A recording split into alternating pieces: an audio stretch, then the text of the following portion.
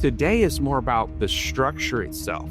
Which one is actually going to serve what type of investor, and which one is going to support your end goal, your financial freedom, and what you're trying to accomplish with your money that God's provided to you and entrusted to you. Which one of these is actually going to serve you well? This podcast is for informational purposes only and does not constitute financial, legal, or investment advice. Please consult a professional advisor before making decisions based on what you hear on this show.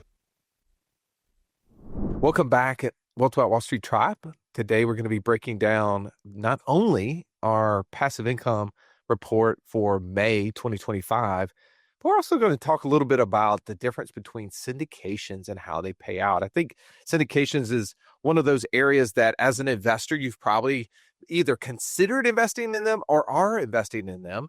Remember, this is just really just a pooled investment, a way that us as individuals can invest in bigger projects. Maybe it's an apartment complex, car washes, multifamily, self-storage, all the different things you've heard us talk about on the podcast. We're going to break that down. So Stallion, every single month we talk about our personal passive income report, not to brag, right? But to really just kind of pull back the curtain and to show other people what is possible when your money starts working for you instead of you having to work for it.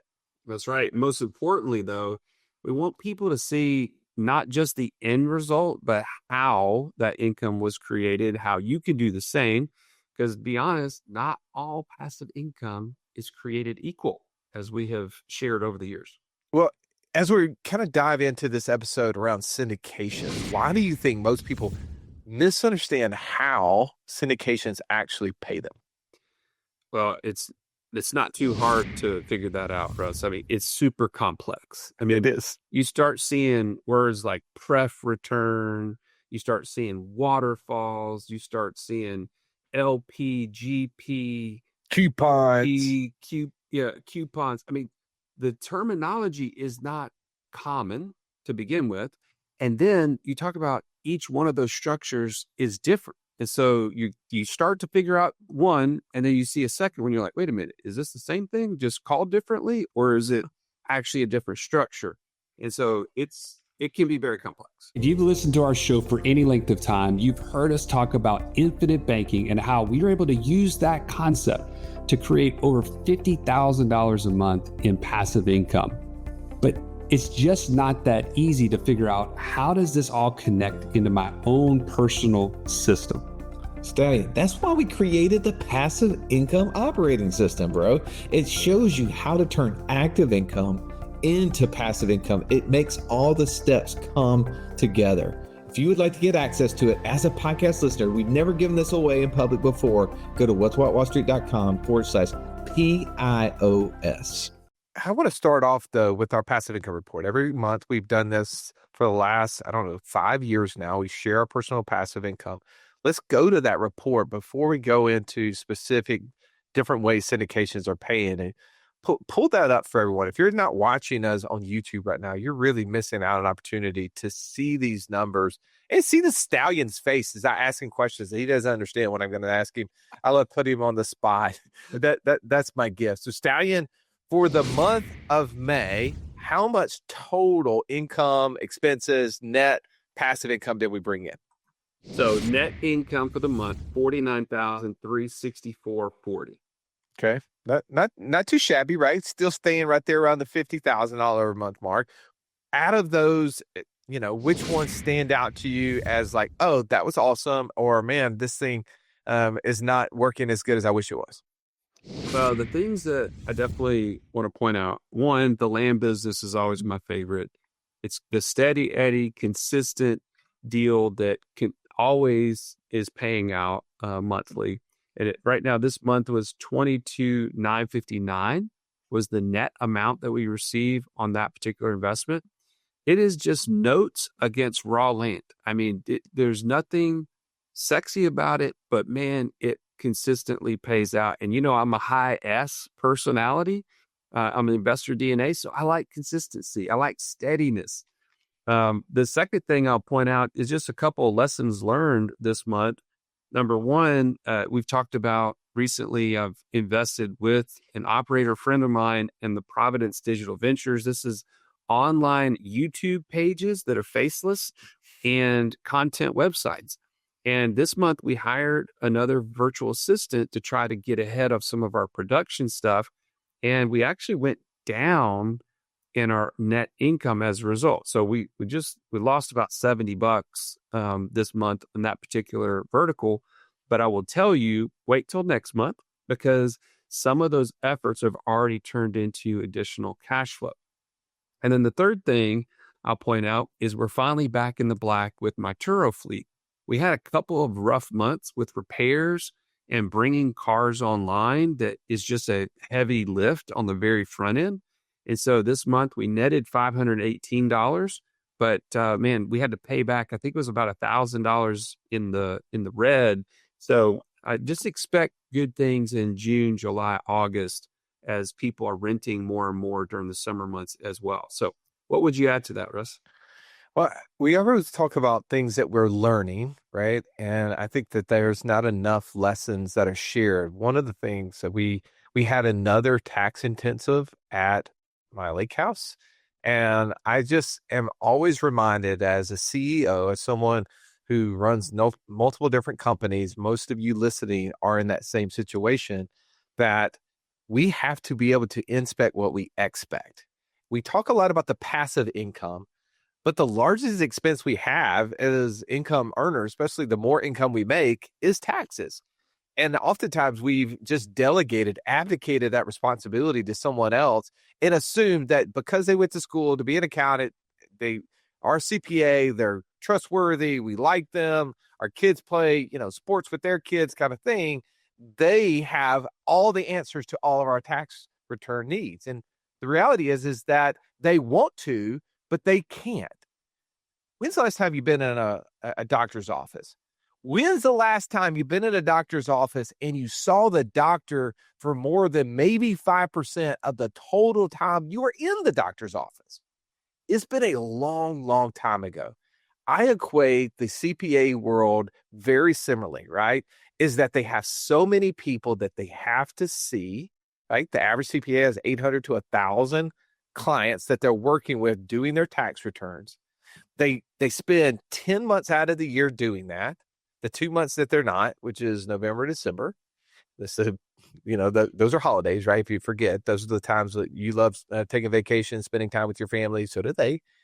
That's the 2 months out of the year. They really have time to do planning. And we're wondering why we're paying so much in taxes. And we get this response that we've never really wanted to accept.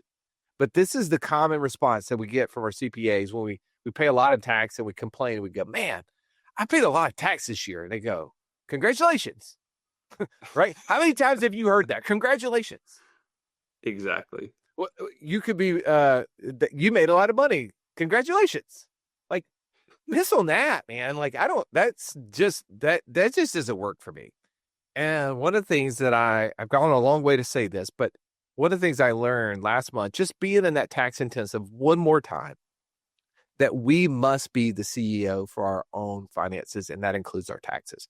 And if you have not learned how to read your tax return, you're going to be missing things.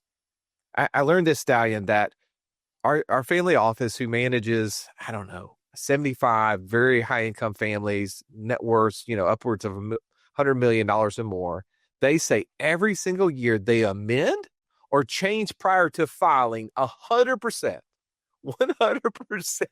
of the tax returns that are sent to their clients by their own CPAs. And some of those CPAs, by the way, are people that they're referring to. So it's not like the CPAs are just poor CPAs, because they just don't understand the story. They don't really know what's happening.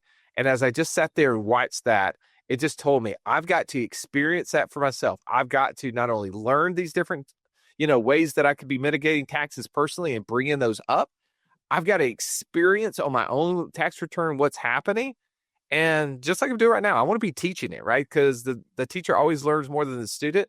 So as you're listening to this, I'm just going to encourage you to take the next step to start learning more about your tax returns so that you can start experiencing, so you can start teaching other people about this in your own sphere. Because if you do that, you'll be able to mitigate taxes, which will be your largest expense, which will help you get closer to financial freedom. Sorry, Staggy, I went on a long rant there, but that's where I'm focused right now, because I feel like that was a huge area for you or for me. Yeah. Well, I'll just encourage you, if you're hearing Russ and you're like, man, that's me, I need to take that step, go to wealthwithoutwallstreet.com/tax. And there's actually an application process to join one of these intensives if that's the next step for you. So wealthwithoutwallstreet.com/tax, apply there to attend. Now, Russ, let's get into the meat of what we're talking about today, right? We're talking about syndication specifically, syndication structures, how they can change your outcome as an investor. Because, to be honest, on the outside, they all look identical or similar, but man, very, very different payouts. So let's talk about the different types of structures. Let's break it down. And I'm going to stop sharing the Yeah. So I think that there's if it's okay, I'm going to try to simplify this into two different areas. So for option one, let's talk about a structure that as the limited partner, that's LP, right? Give you guys the lingo here. Some of us hear these terms, we don't quite know what it is. So the LP is really us. We're the limited partner. We're just the investor. Somebody else is running it. Passive partner. Yeah, a lot of times people will call them the general partner who are managing, operating, or at least participating in the fund. So for this example, I want to kind of go through and for the purpose of illustration, let's just talk about apartment complexes, right? Multifamily. I think that's probably the lion's share of where people have had experience to some level. And they're going to go buy, apartment complex. They're going to borrow money from a bank. They're going to raise capital from you as a limited partner. And they're going to, pay you out in some shape or form. So structure one, Joey, is where, let's just say they're going to give you a preferred return, right? And I'm just going to say 6%. I'll give you 6% on your investment. And it's going to vary, right? It's only if obviously the income comes. And then they're going to give you another, say, 6% of guaranteed growth, right? Meaning that if the project earns not only the income, but appreciation of the first 12%, all that goes to you. Okay, so the first 12% comes to me as an investor on the overall project. Correct. Then anything else above that would be split with you in the operating profit partner. So really, the operating partner is getting in this deal saying, hey, I'm not going to make any money if the project doesn't earn more than 12%. That's really kind of what the nuts and bolts are. And then after that, I'm going to take 90% of the deal, right? Like you're like, wait a second, 90%, I only get 10%? Yes. And we'll talk about whether that's good or bad. And I want to compare that to another structure where, okay, Joey, I'm going to pay you a flat coupon rate, maybe even a higher rate. So instead of 6%, let's just say I'll pay you 8%. And then we're going to start splitting the profit over and above that. So the first, up to, let's call it 12% return, you as the limited partner investor is going to get 65% of that. You're probably feeling pretty good about that, right? Sure. I'm only going to get 35% of that. The next, say 3% up to 15%, we're going to split 50-50, right? So I'm incentivized as the general partner to be able to increase the return to get where I'm starting to get more of the lion's share. And then anything over 50%, now I'm going to be the majority. I'm going to get 65% of this. You're, as a limited partner, only going to get 35%. So I want to talk about those two different structures. At first, to you, like, what's your investor mindset as you look into this and try to figure out which one of these you like better, don't like better? Well, so first and foremost, I think this always kind of begs the question, which is what we always do when we're talking to somebody about setting up their passive income operating system, is what are you really trying to accomplish? Like, what is your end goal? Because the structure should support that end goal. What do I mean by that? What I mean by that is, man, if I'm trying to get my money to like double every 5 years, and it doesn't matter if it comes in the way of cash flow today, or if it's just a big chunky equity, delivery at the end of the 5 years, then I might choose one of these structures over the other. But if I'm just like, man, I really am trying to get out of my 9 to 5 and I need to have reliable, consistent monthly cash flow, that is going to then cover my monthly expenses, I may pick one that has more conservative on the end result, like the equity portion, and higher on the monthly cash flow. Now, we didn't specify which of these structures would do one or the other, but I'll tell you, with a higher preferred return in a lower equity split at the end, it's more likely you're going to get a higher cash flow monthly. It doesn't guarantee it because there's way more variables, right? Like the property may not be cash flowing because the management is not doing well, or there's all of a sudden we've experienced this, a disaster comes through geographically, and now people are outside of the apartments and they can't get in and they can't pay rent as a result. Like there's variables that would affect the project. But I'm just saying in general, you have to start with what are you trying to accomplish and then decide what structure supports it. There was nothing worse than walking into class when you're in school and the teacher saying, "Pop quiz day." Why? Because you were unprepared. Are you unprepared, though, for financial freedom? Don't be. Find out how close you are by taking our 30-second quiz at wealthwithoutwallstreet.com/quiz. Hey, Tribe, have you ever wondered how billionaires actually invest? Because let's be honest, billionaires aren't following the same playbook as everyone else. They're not chasing that next hot stock or jumping in and out of the market. No, they're thinking in decades, not quarters. They're focused on cash flow, not just net worth, and they're building legacy with every move that they make. That's why we're excited to tell you about a podcast that we love. It's called Invest Like a Billionaire. Yes, hosted by our friends Ben and Bob Frazier. They break down the exact strategies that ultra wealthy use, the family offices, the private equity firms, and institutions. And they make it simple and actionable for people like us. Whether you're just starting your journey or looking to level up, this show gives you a backstage pass to billionaire-style investing. All right, so go search Invest Like a Billionaire on your favorite podcast app and hit the subscribe button. What would you add to that in terms of mindset? Well, or maybe even like a red flag? Well, one of the things, if you're getting paid a preferred part on the front end, and meaning that you're getting a lot of the guarantee on the front end and you're going to get a small, let's call it bonus, if you will, on the back end, I want to know, like, what's the opportunity then? Like, am I going to miss out? I mean, I think, right? Like, if you're getting in a deal, like our land flipping deal, right? We get to participate and we see returns 25 to 45%. That's what we've kind of IRR the math on that. And it's, who doesn't want to be in that? Everybody says, oh, I want to get in that. But it's a lot of capital. Like for most people, they just can't do it. They don't have the amount of capital. We've put in over $500 million in this business. It's one of those things that you're building for a long period of time. So you're not pulling cash out. So that weeds out a lot of people, right? So there's reasons why certain things get paid more. Like, I mean, people who work on oil rigs get paid a lot more per hour than the person working, with grease, the back of a Burger King, right? They both working in oil and they're not making the same amount of money every month, right? So there, you have to understand, like, there's different circumstances that's going to change how much you get paid.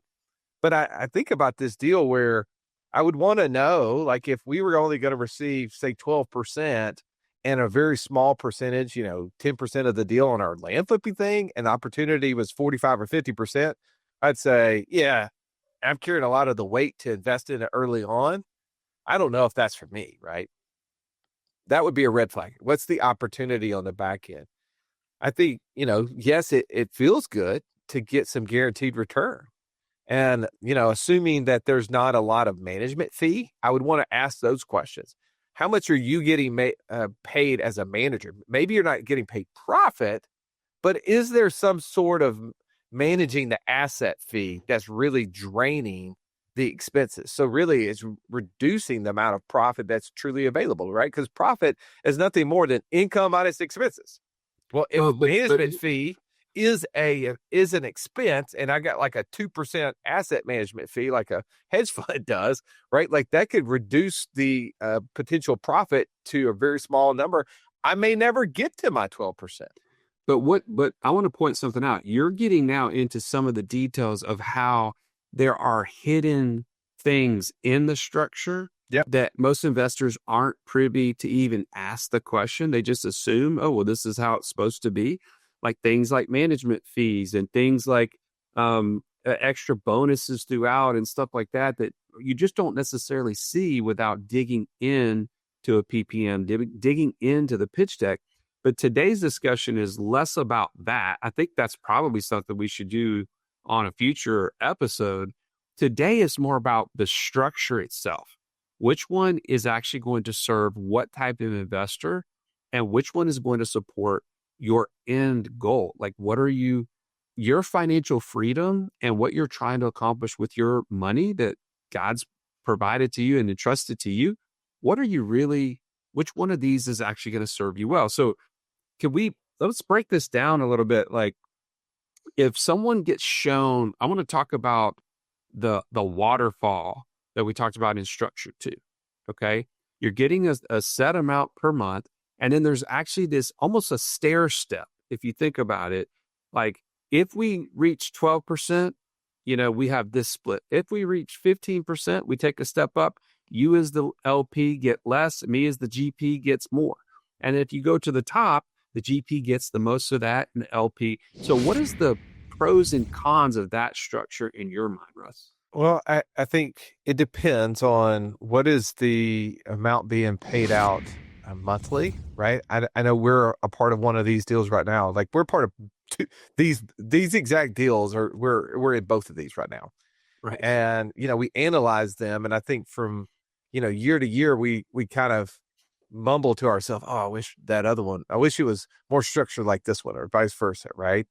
Where maybe, what I like about things like this is that maybe you have a higher, I think they'd use the word coupon, right? Like coupon, not like, buy one, get one free down at the Winn-Dixie kind of thing. But the way if you would bought a bond, I know this was about Wall Street, but going back to my financial advisory days, bought a bond, you get a coupon rate on that bond. It's just basically, I put in $100,000, what the coupon rate is 5%. I get, $5,000 every year on the $100,000. Like that's what a coupon is. So it depends on what that rate is, the coupon rate. I think we see a lot of the times in that situation, the coupon rate being higher. And so a pro would be higher ongoing cash flow, right? Like if I'm getting a higher ongoing cash flow as a result of that, it makes me feel warm and fuzzy.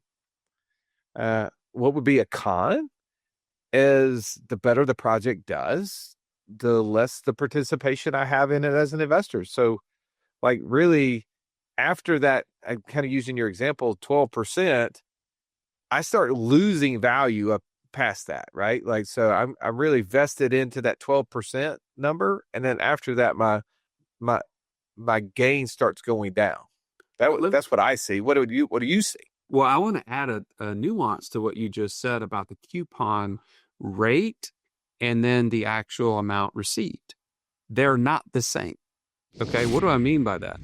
Well, there's people, these deals, they will say preferred return or coupon rate, but they always have the ability. It does not mean that they will guarantee you that you will get paid that on a monthly basis.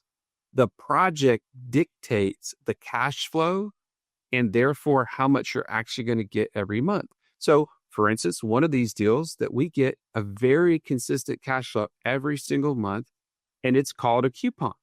And we're like, oh, that's great. But guess what? If that project was not performing well operationally or on one of the other variables we talked about, it would be switched from a coupon paid monthly to an accrual. An accrual just means they're not paying you today, but they'll catch it up later, assuming the project is profitable in the future. So, by the way, I've been in one of those accrual deals in the past, and I'm still waiting on that payment. I feel like it's a Dumb and Dumber moment where they wrote an IOU, and they're just as good as money. Might want to hold on to that one. Yeah, right. But I see that I still hold into the IOU. I haven't got that accrual yet. So I'm just pointing something out that maybe as an average investor, you don't see that. You just assume that means it's going to be paid to you monthly. And then all of a sudden you look up 6 months in and you're like, wait a minute, I'm not getting the $800 a month that I was thinking I was going to get, or the $600 a month or whatever it may be. I'm down to $100 a month.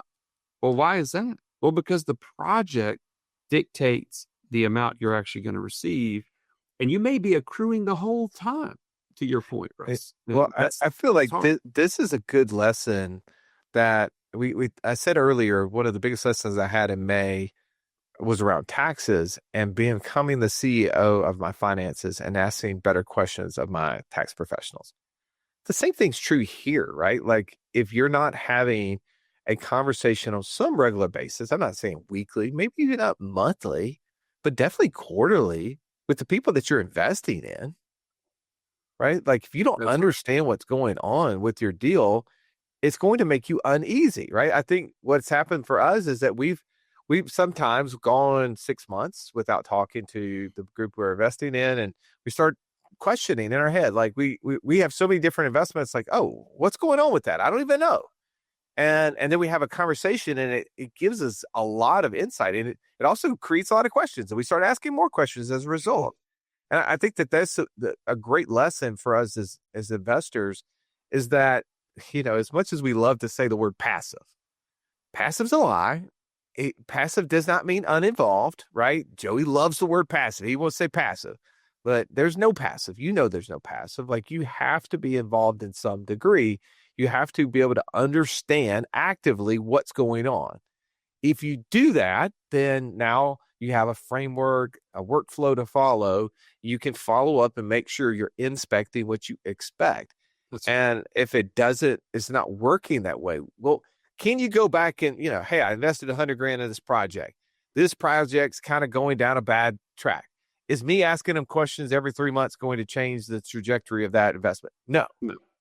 But what it will do, it will change the trajectory of the investments you make in the future as a result of that knowledge. You're going to be learning faster, right? It will prevent you from making another investment into another project that had the same sort of, mistakes that could have been observed on the front end based upon your experience in the other one, because you understand what questions to ask. You start to see what can go wrong. You learn, hey, I need to be investing with this kind of operator, this kind of investor.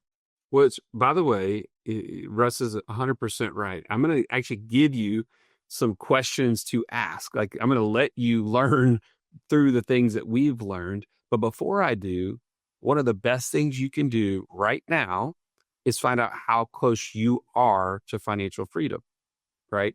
You need to know what is the gap between you and that end result. And we've created a quiz. If you go to wealth.wallstreet.com/quiz, it will help you break down very objectively where you stand and how far you are from that goal. So go there right now, wealth.wallstreet.com/quiz. And now let me just break down a few questions that we've determined over the years that you can ask an investor, or a operator before you invest. Number one, what's the preferred return and how is it paid? Is it monthly? Is it quarterly? Is it accrual, like we mentioned already, or is it at the end of the investment? Number two, is there a general partner catch-up? Meaning, are they going to catch up later once they take in consideration all the profit that's been paid out on that deal, or is that not exist until the very end? And when does that kick in? What are the profit split tiers? Meaning, like we talked about the waterfall. When does that kick in? What percentages does that apply to? And are they fixed or performance based? And number four, what's the total that the general partners could make compared to what me as an LP investor make? And you should be able to see a side-by-side comparison depending on what tier or what percentage or profit you end up with on the project. No, that's super good. I think like we have to have these filters to be able to decide, which one of these investments we're going to make, right? Like going back to Robert Kiyosaki's cash flow quadrant. If you're in the E quadrant, the employee quadrant, you're working for money. If you're in the S quadrant, the self-employed, where many of you are, you get paid a 1099, right? You have flexibility in theory. You work really hard for money, right? Like you are working 80-hour weeks. Like you wish that you could work 40-hour weeks for somebody else. If you're in the B quadrant, you have other people working for money. You're just managing a project, you're managing a business. But the I quadrant, that's where you have money working for money. And this is where you have to, if you're going to be in the I quadrant, you're going to be a professional investor, you have to start, increasing your knowledge in the questions that you ask. My favorite question still today is, tell me how I lose all my money. I love watching people's faces try to process that question.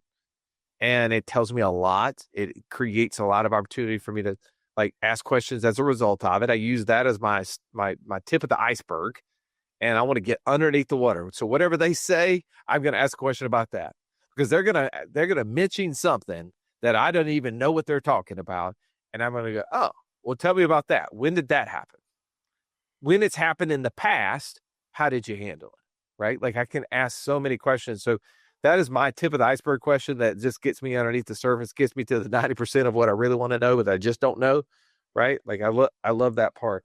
So being a better investor, understanding your investor buy box. Joey, we built out a passive income lab, which is a 12-week program where for people who've already set up their infinite banking system. So if that's you've already set up IBC, whether it's with us, congratulations, you're working with some of the best coaches in the world, or you didn't know us before this and you chose, someone else. I'm sure they're great too, right? But you have not built a way to create passive income. We've actually built a 12-week course. It's a, group program with one-on-one coaching that guarantees that you're going to get your first $500 a month in that. If you want to see if you would be approved for something like that, if that's something that may fit where you are, go to wealthwithoutwallstreet.com/free call, and a 15-minute call with one of our coaches. They can ask enough questions. They can give you an application process to get into that. That 12-week program right now is $3,000. I know it's going up to $5,000. So if this is something you've been kind of on the fence about, I'd say do it now, because we now have 3 different groups have gone through this. I know in the first group, we have almost 60% of them have already gotten their 50% or not 50%, $500,000 a month of passive income. Now, 500,000, Russ, $500 a month. Oh, you just made that sound really, really good. I just want to make sure. Yeah, I think I was trying to say 500 to 1,000, but I mean, that would be really great. 500,000, Hey, that's the goal, right? That's the end. That would make it pretty easy. We probably would have to charge more for that. For sure. Long story, talk to somebody who understands this better than me. Go to wealthwithoutwallstreet.com/free call. They give you all the details and not make up stuff. Thankfully, we have disclaimers all over this podcast that basically don't believe anything I just said. By the way, we're grateful to be here. Glad to be able to share this with you. And I'll tell you this on the way out. I had somebody this week who shared with me a deal that they were considering. And as we were talking, I asked the very same thing that I mentioned up front. What are you actually trying to accomplish? And they weren't really sure how to answer that question. And I said, the deal doesn't matter. Let the deal go. It's not worth you starting into this deal until you answer the first question. And the second thing that I noticed about this that I want to share with you is as I asked questions about the deal, there was a lot of, I think this is how it works. Oh, well, I'm pretty sure they said this is how this would get paid out. I'm pretty sure if it returned this much, I would get paid X amount at this time frame. And here's the takeaway from that. If you have to answer any question like that, I think it might be, I thought I heard, blah, blah. Do not invest in the deal. I'm just telling you right now, this is the part that Russ was mentioning about being involved.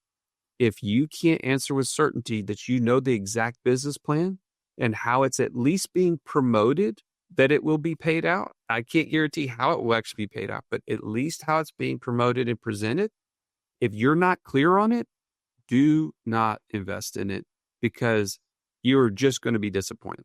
I'm just telling you right now, because you'll have your own expectations and they might not be even remotely accurate. So I hope today has been valuable to help maybe equip you with better questions, better knowledge on how to dive into these pitch decks, dive into these PPMs that are being presented, And if you did find value today, please like, share, get this into the hands of other people like you who are on the same journey, trying to get to financial freedom, and they just need the help that you're getting here on this podcast.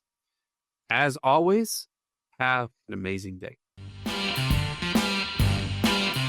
This has been the Wealth Without Wall Street podcast.